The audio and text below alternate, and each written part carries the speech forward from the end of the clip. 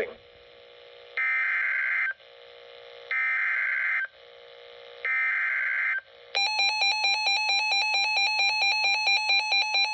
Not be imminent. Persons should remain alert for rapidly changing weather conditions. For later statements and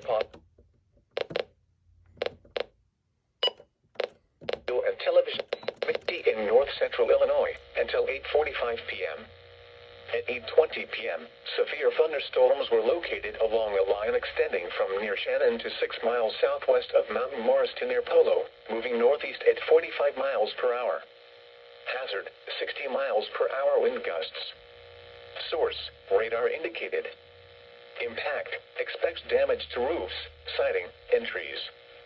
Severe thunderstorms will be near Mount Morris and Forreston around 8:25 p.m.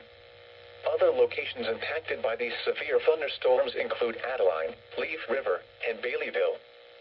For your protection, move to an interior room on the lowest floor of a building.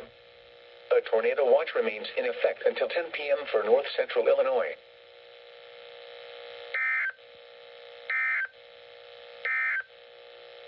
The National